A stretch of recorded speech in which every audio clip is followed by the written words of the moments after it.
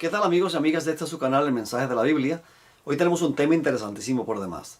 La profecía de Gog, de la tierra de Magog, que aparece en Ezequiel capítulo 38. Muchas personas me han escrito, me han llamado, me han preguntado que quién es Gog de la profecía de Ezequiel 38. Me preguntan si es Rusia, si Tubal es Tobolsk y si Mesec es Moscú. Y así pues me hacen muchas preguntas sobre este asunto de Rusia. Vamos a ver qué es la Biblia al respecto. Primeramente elaboremos un principio de interpretación bíblica, de interpretación profética. Hay un versículo de la Biblia que es una llave maestra para abrir todas las profecías bíblicas. Esta llave maestra descifra todas las profecías bíblicas y las hace muy fáciles de entender.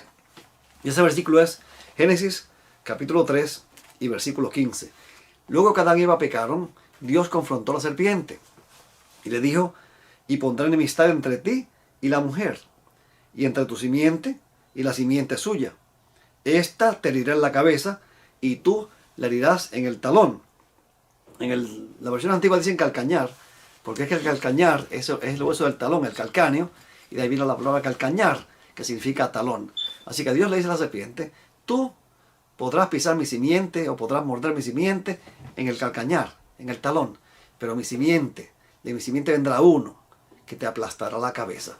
Ganaste la primera batalla, pero no la guerra, en otras palabras, ¿no? Así que entonces aquí, en Génesis 3.15, hay un principio que se conoce como el principio de las dos simientes. La simiente de la mujer y la simiente de la serpiente, que corren paralelas desde el libro de Génesis hasta el libro de Apocalipsis y hasta la consumación de los siglos, cuando Cristo venga por segunda vez, y luego del milenio, cuando la tierra sea destruida y renovada. Aquí en el libro de Génesis, capítulo 4, se menciona el nacimiento de Caín y el nacimiento de Abel. Caín significa adquirido. Abel significa aliento. Hebel en hebreo, y significa aliento. Entonces Caín mató a Abel. Caín representa la simiente de la serpiente. Abel representa la simiente de la mujer. Por eso en la Biblia no hay interés de mencionar quiénes fueron los hijos de Adán y Eva, cuántos fueron. Dice en Génesis capítulo 5 y versículo 4 que Adán y Eva tuvieron hijos e hijas, pero no lo menciona por nombres. No dice cuántos eran, son muchos. Adán vivió 900 y pico de años, imagínense. Y Eva vivió otro montón de cientos de años también. Así que imagínense cuántos hijos tuvieron en ese periodo de tiempo, cuando fueron ya creados como adultos, perfectos. Así que entonces, el interés de la Biblia es mostrar las dos simientes, la simiente de la mujer y la simiente de la serpiente, a través de toda la historia. Así que Caín representa la simiente de la serpiente y Abel representa la simiente de la mujer. Así que estas dos simientes siempre van a estar en pugna, en guerra. Así que la simiente de la serpiente mata la simiente de la mujer. Caín mató a Abel y Dios no se va a quedar sin simiente. Y Dios levantó a Set. Set significa sustitución. Así que el hijo de Set se tomó el lugar de Abel. Fue el sustituto de Abel como simiente de la mujer. Y entonces dicen en Génesis capítulo 4 y versículo 25 o 26, y a Set también le nació un hijo y llamó su nombre Enos. Entonces los hombres comenzaron a invocar el nombre de Jehová o el nombre de Yahweh. La descendencia de Set comenzó a invocar o a llamarse del nombre de Yahweh, del nombre de Jehová, del nombre de Dios. Esta gente comenzó a invocar a Dios, a seguir a Dios, mientras que la descendencia de Caín fue una descendencia mala. Su primer hijo se llamó Enoc, quien construyó la primera ciudad en este planeta. Luego de su descendencia tenemos a Lamec, que tomó para sí dos mujeres, a Ada y a Silpa. Luego tenemos también de su descendencia a Abel Caín, que fue el constructor de armamentos de hierro y de bronce. Se considera a Tubal Caín el primer guerrero. Este muchacho pues se considera el primer guerrero. También los músicos aparecen aquí de la descendencia de Caín, algunos tipos construyendo construyendo instrumentos musicales, mejor dicho, y otros habitando en tiendas y teniendo ganados. Pero lo cierto es que la descendencia de Caín fue una descendencia mala. Aquí aparece la poligamia, la guerra con esta descendencia. Mientras que la descendencia de Set comenzó a invocar el nombre de Dios. Luego entonces, en el capítulo 5, se establece a partir del versículo 6 la simiente o la genealogía de Adán. Comenzando con Set y terminando con Sem, Cam y Jafet, los hijos de Noé. Aquí tenemos que esta genealogía tiene como objetivo rastrear la simiente de la mujer a través de la historia, corriendo paralela con la simiente de la serpiente. Luego en el capítulo 6 tenemos el capítulo del diluvio. Aquí la genealogía de Cam, de Set, terminó con Noé. Así que entonces Noé, según Génesis 6:8, halló gracia ante los ojos de Dios. Dios notó que aquí ocurrió algo terrible. En el versículo 1 y 2 dice de Génesis capítulo 6, aconteció que cuando comenzaron a los hombres a multiplicarse sobre la faz de la tierra y les nacieron hijas, que viendo los hijos de Dios, que las hijas de los hombres eran hermosas, tomaron para sí mujeres, escogiendo entre todas. ¿Quiénes son los hijos de Dios? La descendencia de Set. Por cierto, en Deuteronomio capítulo 14 y versículo 1, a los israelitas se les llama hijos de Dios. Hijos sois de Jehová vuestro Dios. Así que aquí entonces tenemos la descendencia de Set, los hijos de Dios, mezclándose con las hijas de los hombres, la descendencia de Caín. No sé cuántos de ustedes se acuerdan de la historia de Balaam. El rey Balac contrató a este profeta de Dios para que maldijera al pueblo de Dios. Y él se prestó para eso, a cambio de dinero. Mucha gente vende la fe por dinero. Cuando él va camino a maldecir al pueblo, el ángel del Señor se le aparece, el ángel de Yahweh se le aparece y lo detuvo. Y le dice, tú no vas a maldecir mi pueblo. Así que él se fue de vuelta. En vez de maldecirlo, lo bendijo. Se fue de vuelta donde Balac. Balac, mira, y puso allí excusas, porque no maldijo al pueblo. Pero entonces le dio la clave a Balac de cómo acabar con el pueblo de Dios. Le dijo, haz que tus mujeres inviten a los hombres de Israel a sus fiestas idolátricas. Y exactamente eso pasó. Y se corrompió el pueblo de Dios malamente. Igual que ocurrió en los tiempos del diluvio, cuando estas mujeres paganas se juntaron con los hijos de Dios. Entonces Dios le dio a ellos como plazo 120 años. Dios dijo, no contendrá mi espíritu con el hombre para siempre. Será sus días 120 años. Dios vio la maldad de los hombres en ese entonces, que era mucha en la tierra, y que todo el designio de ellos era de continuo el mal. Y a Dios le dolió haber creado al hombre. Y Dios entonces destruyó la tierra con un diluvio. Noé construyó un arca. Pasó el tiempo del diluvio. Noé sale del arca con su familia, con su esposa, con sus 3 hijos y con sus 3 esposas. Y entonces comienzan a poblar la tierra nuevamente. Y en el capítulo 10 aparecen las genealogías de los 3 hijos de Noé. La genealogía de Cam, en este caso de Sem, que es la primera, de Jafet, que es la primera que se menciona en Génesis capítulo 10 y versículo 2, entre otros menciona a Gomer, a Magog, escuche bien, a Javán, a Tubal, a Mesec, a Togarma, a Tarsis. Estos nombres que he mencionado, a excepción de Javán, son acompañantes de Gog, de la tierra de Magog, en Ezequiel capítulo 38. Escuche bien, repito otra vez, los hijos de Jafet, voy a mencionar solamente los que se mencionan en Ezequiel 38, Gomer, Magog, Tubal, Mesec, Togarma y Tarsis. Luego entonces, los hijos de Cam, Cus, Fut, y esos Cus y Fut, esos dos aparecen también en Ezequiel 38, acompañando a Gog de la tierra de Magog. Finalmente, la descendencia de Cam, dice en el versículo 8, y Cus engendró a Nimrod, quien llegó a ser el primer poderoso en la tierra. Este fue un vigoroso cazador delante de Jehová, por lo cual se dice, así como Nimrod, vigoroso cazador delante de Jehová. Y fue el comienzo de su reino, Babel. Así que la descendencia de Cam y Jafet desemboca en Babel. Y en Génesis capítulo 11 encontramos la torre de Babel. Y cómo esta ciudad se rebeló contra Dios, abiertamente contra Dios, construyendo una torre, retando a Dios, al Dios del cielo. Y ya sabemos las consecuencias. Pero entonces, vamos a la descendencia de Sem. En el versículo 21 del capítulo 10 de Génesis dice, también le nacieron hijos a Sem, padre de todos los hijos de Eber, y hermano mayor de Jafet. Eber, de ahí muchos piensan que del nombre Eber viene la palabra hebreos. Pero entonces, en Génesis capítulo 11, del 10 al 25, aparece la genealogía de Sem. Y esta genealogía de Sem termina con Abraham. Así que entonces, la genealogía de Sem termina con Abraham. La genealogía de Jafet y de Cam culmina con Babel. Babel y Abraham. Abraham es el padre de los israelitas, el padre de la nación de Israel, el padre de los judíos. Así que aquí nacen Babel e Israel en el mismo libro de Génesis. Y todo el Antiguo Testamento es la historia de Israel contra las naciones. Como todas las naciones del mundo se coligan unas con otras, se alían unas con otras, o independientemente o juntas, para pelear contra Israel, para destruir a Israel, para llevarlos cautivos, para hacerle batallas, para destruirlos, para aniquilarlos. Y todo el Antiguo Testamento es la historia de Israel y las naciones.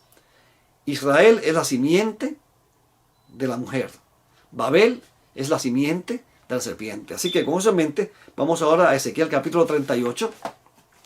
En Ezequiel capítulo 38 encontramos algo muy interesante. Quiero leer varios versículos y luego quiero dar algunas explicaciones.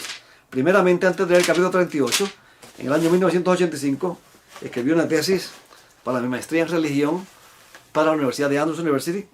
Y entonces, como parte de esa tesis, pues escribí una tesis de 54 páginas, no muy extensa, donde la basé en Gog y Magog. Y aquí hay un parrafito que les quiero leer. Dice allí: ¿quién es Gog de la tierra de Magog, que viene en un momento fijado por Dios contra los montes de Israel? ¿Cuándo se cumplirá lo predicho en esta profecía? Para contestar estas interrogantes, no se pueden aislar los capítulos 38 y 39 de Ezequiel de su contexto inmediato. Escuche bien. Solo así se podrá entender la profecía y el cumplimiento histórico de esta, si es que tiene alguno. Ezequiel escribió su libro en Babilonia, ya que él había sido deportado allí durante el reinado de Judá, de Joaquín, para el año 597 a.C. Por lo tanto, esta profecía, que es objeto de investigación de este programa, en este programa, objeto de este tema de este programa, entonces tiene que ver con estos asuntos asociados con Gog. Vamos a ver que esta profecía se escribió durante el tiempo del cautiverio, cuando estaba Ezequiel en cautiverio allá en Babilonia, y le está dando mensajes de esperanza al pueblo. Ustedes van a ser liberados de este cautiverio y van a regresar a Israel. Y si ustedes se portan bien, si ustedes hacen la voluntad de Dios, si ustedes hacen lo que Dios manda, si son fieles al pacto, Dios les va a perdonar, Dios les va a restaurar y Dios les va a proteger.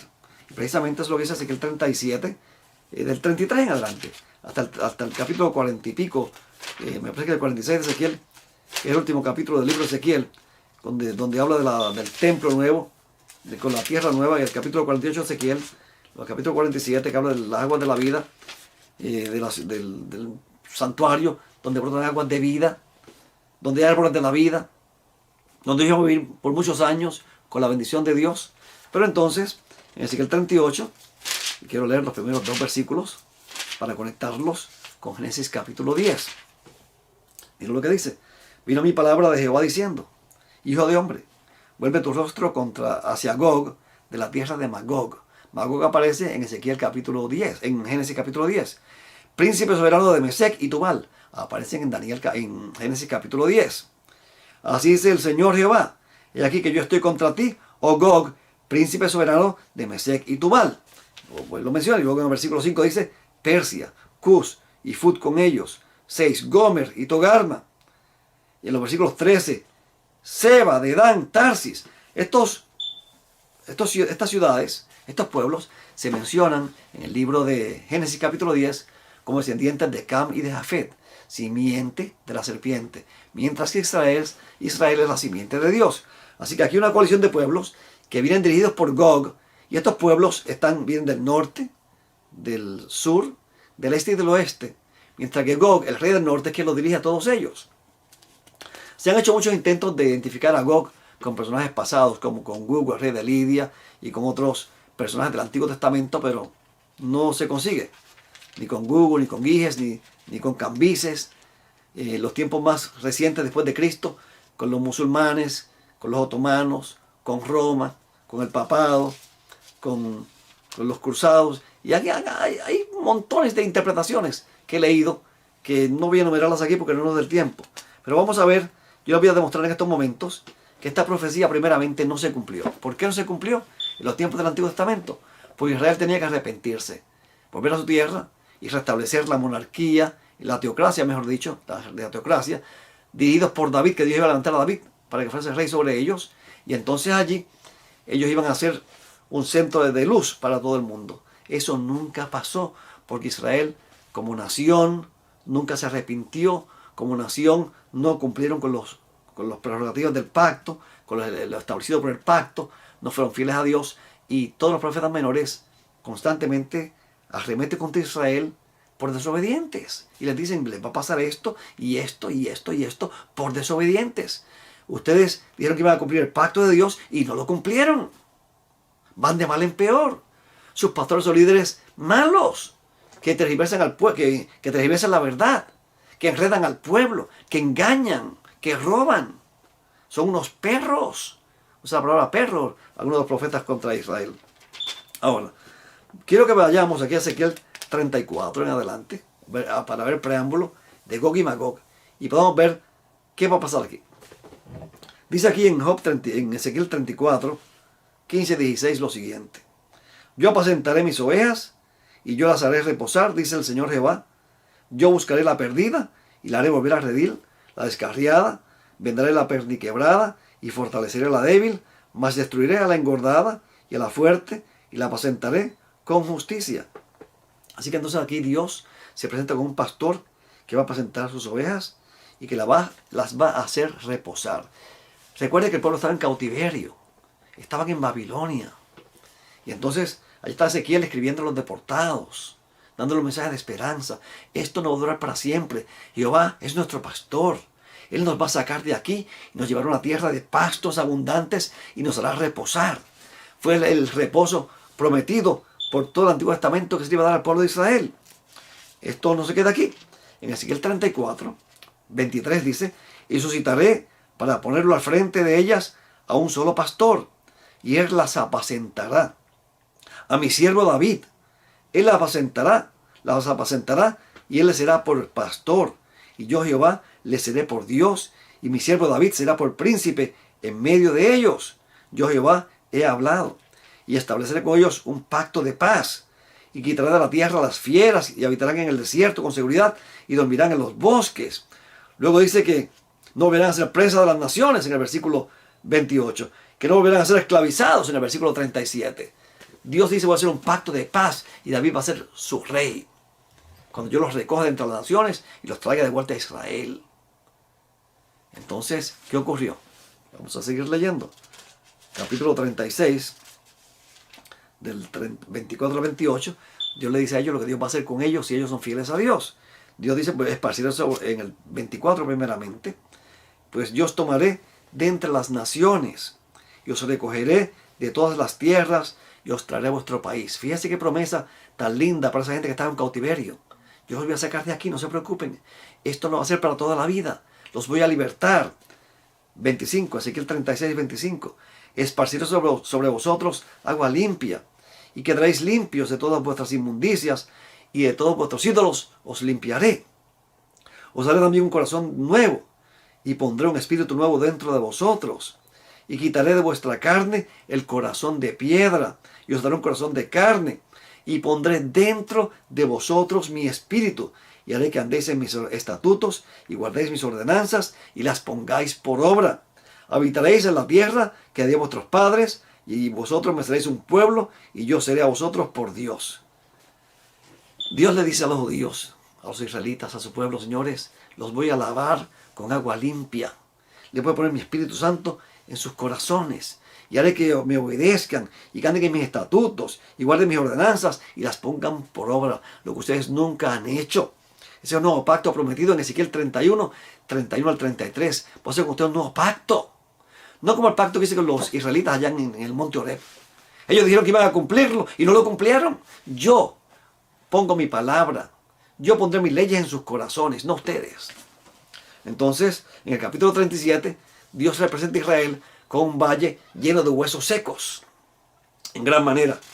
Y se le dice a Ezequiel, profetiza sobre esos huesos. Profetiza el Espíritu para que entre esos huesos secos y los reviva.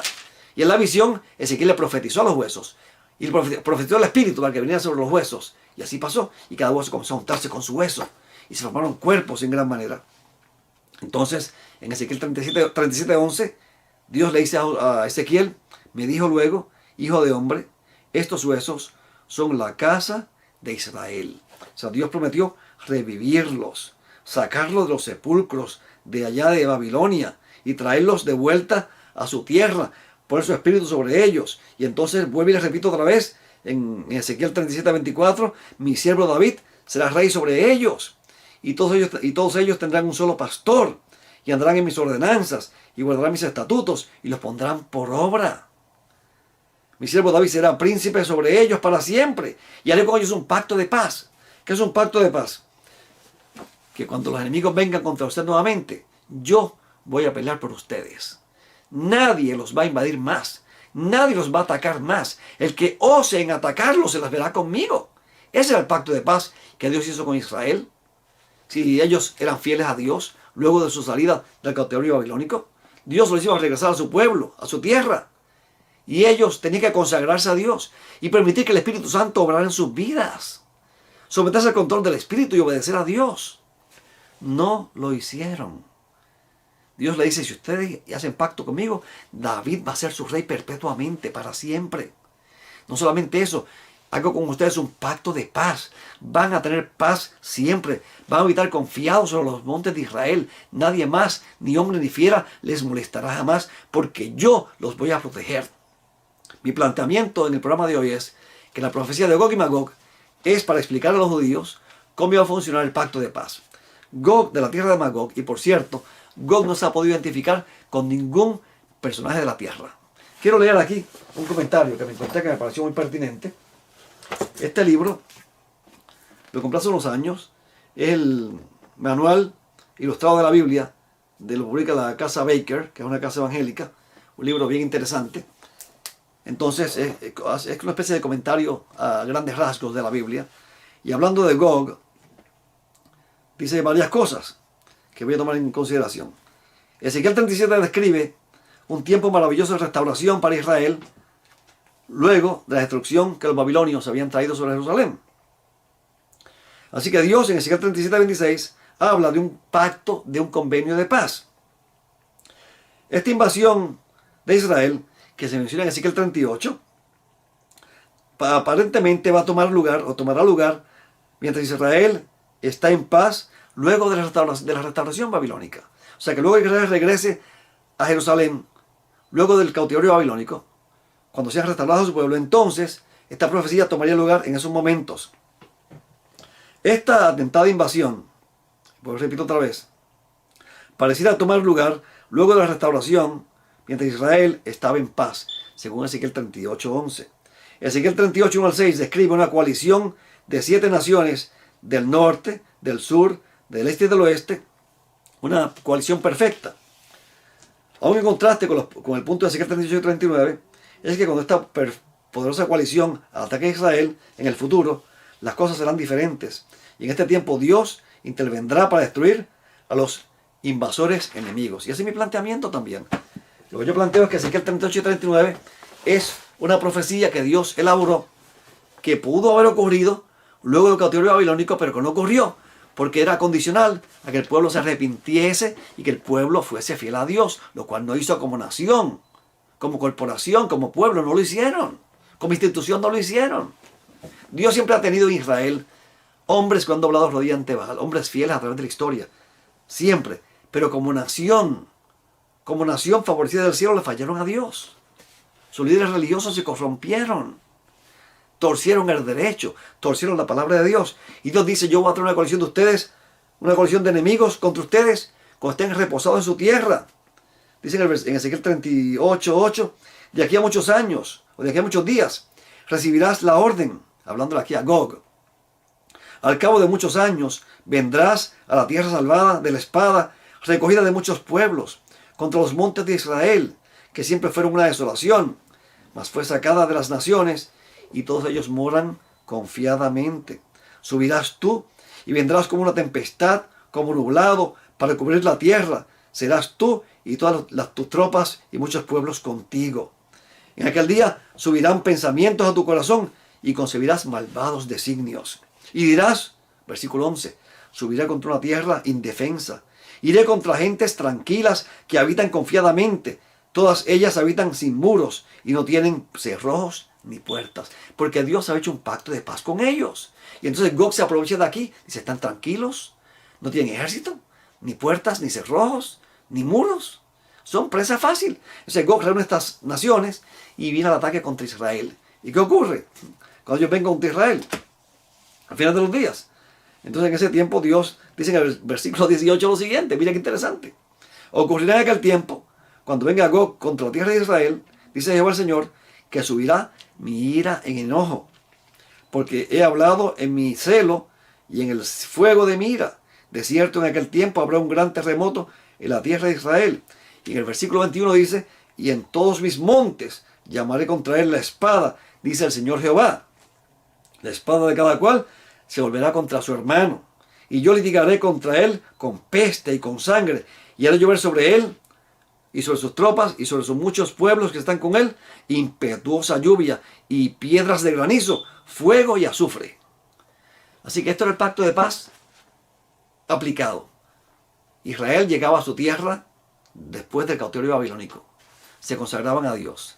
Dios hacía pacto de paz con ellos. David iba a ser su rey nuevamente, perpetuamente. Fíjese que los capítulos siguientes, del 40 al 48, habla de un templo nuevo.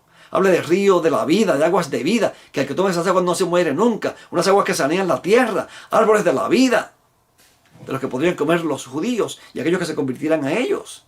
Pero eso no se cumplió, porque ellos no cumplieron con la condición. Ezequiel 38 y 39 es la forma en que el pacto de paz funcionaría. Es la forma en que Dios ilustró cómo el pacto de paz funcionaría. Esta profecía no se cumplió en los tiempos del Antiguo Testamento. Ahora, vamos al Nuevo Testamento, al libro de Apocalipsis. En Apocalipsis 17, la bestia y los reyes de la tierra se reúnen para pelear contra Cristo en su segunda venida. Y vienen y le hacen guerra. Son atrevidos. Dicen en Apocalipsis 17:14 que estos reyes de la tierra, dirigidos por la bestia, se reúnen para hacerle batalla, para hacerle la guerra al Cordero. Pelearán contra el Cordero y el Cordero los vencerá. Porque Él es Señor de señores y Rey de reyes. Y los que están con Él son llamados elegidos y fieles. Luego, en el capítulo 19, del versículo 11 en adelante, aparece la segunda venida de Cristo montado en un caballo blanco y los ejércitos celestiales montados en caballos blancos.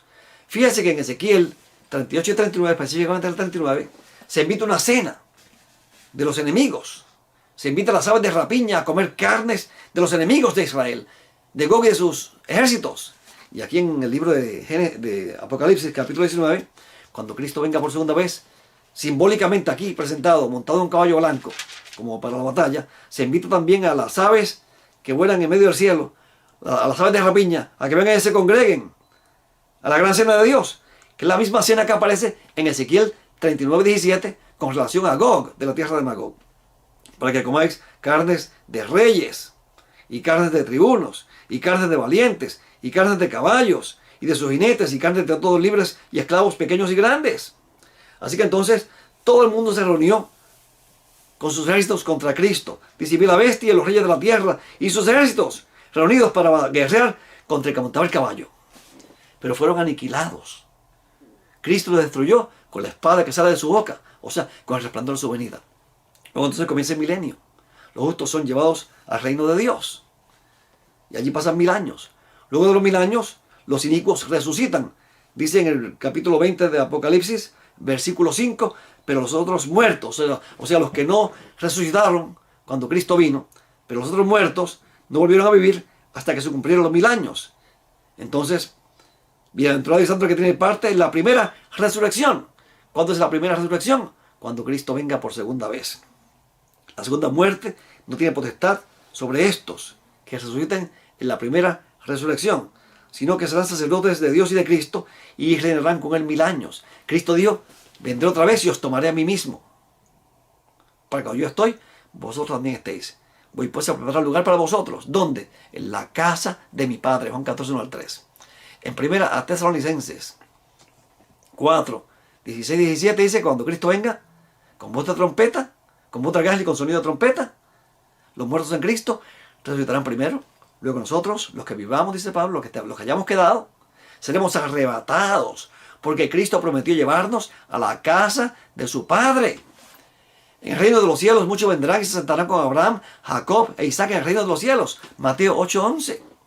Dice allí en Mateo 24, 40 y 41, que cuando Cristo venga, unos serán tomados y unos serán dejados. Serán tomados para lambanos, para ser llevados a la casa de su Padre al cielo, por 1000 años.